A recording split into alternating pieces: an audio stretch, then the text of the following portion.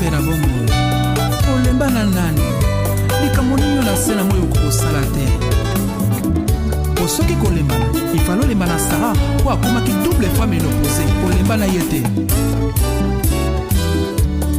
soki kozala na difficulté ifalaki ezala na ebandeli okela mokili ozwa échantillon na nani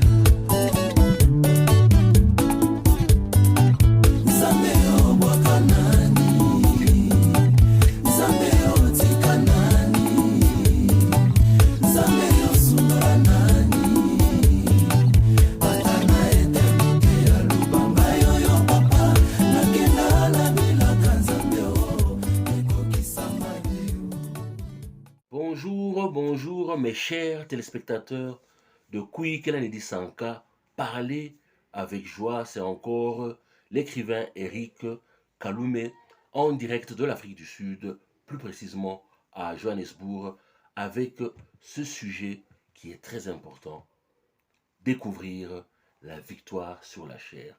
Comment avoir la victoire sur la chair? Il est très important que l'homme et la femme que Dieu a créés à son image puissent se connaître. C'est très important. Abonnez-vous massivement à ce programme. Partagez ce programme massivement. Je suis convaincu qu'il y a plusieurs personnes, plusieurs de nos frères et sœurs à travers le monde, parlant français, qui ont besoin de connaître ce message fort, lorsque Paul a dit, mais qui va me libérer de ce corps de malheur. Il n'y a que Jésus-Christ qui peut le faire. Et il l'a fait, il a accompli cela. Bien sûr, c'est à nous de lui faire confiance, de le chercher de tous nos cœurs. Vous êtes le bienvenu, que Dieu vous bénisse. Aujourd'hui, est-ce que l'esprit, l'âme et corps travaillent ensemble? Vous savez combien il est important de travailler ensemble en harmonie. Époux et épouses travaillant ensemble amènent des résultats fantastiques, des résultats merveilleux. Dieu, le Père, le Fils et le Saint-Esprit travaillent ensemble dans l'objectif de rendre la vie merveilleuse à l'homme ainsi que à la femme qu'ils ont créé à leur image.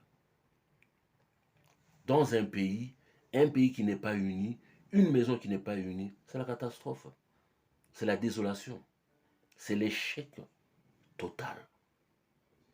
Est-ce que l'esprit, l'âme et corps travaillent ensemble? Qu'est-ce qui se passe en principe? Ou qu'est-ce qui doit se passer en principe? L'esprit et l'âme doivent travailler ensemble. Et le corps qui est le temple du Saint-Esprit, le corps, là où habite ton esprit et l'âme doit servir l'esprit et l'âme. Ce n'est pas quelque chose qui se passe aussi facilement du jour au lendemain, pas du tout. Ce n'est pas facile d'atteindre ce niveau-là. Puisque ça, nous avons remarqué que la plupart des cas, l'âme travaille avec le corps. Et cela, bien sûr, cette combinaison-là crée la chair, ce que nous appelons la chair. Et nous savons très très bien que la chair, elle est faible. Ça crée la chair tout simplement parce que la chair veut être en charge, veut diriger, veut dominer, veut commander, veut avoir le contrôle de la vie de l'homme ainsi que la femme. Donc, c'est pour cela qu'il est très important que nous puissions veiller sur cela. Vous savez, une volonté spirituelle est souvent accompagnée d'une faiblesse charnelle. Lorsqu'on a la volonté de prier, on veut partager la parole de Dieu avec sa famille, on veut lire la parole de Dieu, on veut méditer sur la parole de Dieu, la plupart des cas, très souvent, cela est accompagné de faiblesses au niveau de la chair, les faiblesses humaines. Peut-être ton corps veut se reposer. Tu as eu une journée très longue. Bien, tu n'arrives pas à focaliser puisque tu as beaucoup travaillé au cours de la journée. Ou peut-être tu préfères aller regarder un match de football ou lire un magazine ou bien regarder un soap, le théâtre. Vous savez qu'on aime bien ce genre de choses pour se distraire. Regarder le catch, le- la boxe. Cela est souvent accompagné de faiblesse au niveau de la chair. L'esprit, cette partie-là de toi qui est sous le contrôle de Dieu, souvent s'efforce contre les faiblesses humaines. Et les faiblesses humaines, c'est la chair. N'oubliez pas que l'âme, c'est le cœur humain. C'est le cœur de l'homme. L'esprit, c'est le cœur de, de l'esprit au niveau spirituel. En principe, ton esprit veut faire la bonne chose. Ton esprit a la volonté de faire la bonne chose, de toujours faire la bonne chose. Ton esprit, c'est là où se trouve bien sûr, abrite ta conscience, abrite comment ton intuition, c'est ce lieu de communion avec Dieu. Ton esprit veut toujours faire la bonne chose. Ton esprit a la volonté de faire la bonne chose. Mais la chair s'interpose. C'est pour cela que nous devons, en tant que chrétiens, en tant que chrétiens, nous rassurer que nous veillons et prier. Veiller et prier. Imagine-toi que tu pars chez le médecin, et voilà le diagnostic, et il n'y a pas de prescription pour cela. Tu pars chez le médecin, il y a un problème avec ton corps, mais il n'y a pas de prescription. Il n'y a pas de solution par rapport à ton problème. Ou carrément, tu pars à la pharmacie et tu ne sais pas de quoi tu souffres.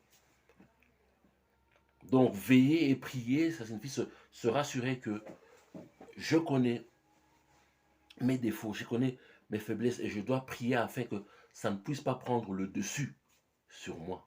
Sinon, ça va dominer ma vie et ça va finir par me détruire. Matthieu 26, 41 parle de cela. Le moment où ton esprit a la volonté de prier, mais la chair, elle est faible. La chair, elle est faible. La chair est non fiable. La chair, bien sûr, elle est faible. Et la chair ne t'aidera jamais à connaître le royaume des cieux, à entrer dans la présence de Dieu. La chair ne t'aidera jamais à aller au ciel. La chair ne t'aidera jamais à marcher pleinement dans le plan de Dieu tracé devant toi. Dieu qui veut aller au-devant de toi, mais tu dois lui permettre d'aller au-devant de toi afin de préparer ce qui est approprié, agréable pour ta vie. La chair ne t'aidera jamais. Elle ne t'aidera jamais à vivre, à jouir du plan de Dieu dans ta vie. Souvent, nous les chrétiens, nous commettons cette erreur-là de croire que Dieu n'est intéressé qu'à son image, qu'à l'esprit, qu'à entrer en communion avec lui. Voilà, nous prions, voilà, tu peux converser avec Dieu, tu peux lui dire tes problèmes, et voilà, ça suffit pour Dieu. Pas du tout, pas du tout. Dieu veut aussi restaurer ton âme. Dieu veut aussi restaurer tes émotions. Faire en sorte que tu puisses développer des émotions matures, agréables, de satisfaction. Dieu veut aussi guérir ton corps. Pourquoi? Puisqu'il veut que ce corps, qui est le temple du Saint-Esprit, puisse lui servir, puisse être cet instrument-là, puisse refléter ce qu'il est. Rappelez-vous de Jésus-Christ. En fait, j'ai eu à souligner cet élément-là. Lorsque Philippe a demandé à Jésus-Christ, mais comment est Dieu? Jésus-Christ lui a dit, mais jusqu'à présent tu ne connais pas, mais quand tu me regardes, quand tu me vois, tu vois Dieu. Dans mon comportement, dans ce que je dis, dans ce que j'ai fait, les miracles, tout ça, tu vois Dieu en personne. Et nous devons aussi refléter, bien sûr, l'image de Jésus-Christ au travers de ce corps, qui donne l'expression à l'âme et à l'esprit, au travers de ce que nous disons, au travers de nos actions physiques. Dieu veut voir l'esprit, l'âme et le corps, être en unité, travailler en harmonie. Mes frères et sœurs, que Dieu vous bénisse.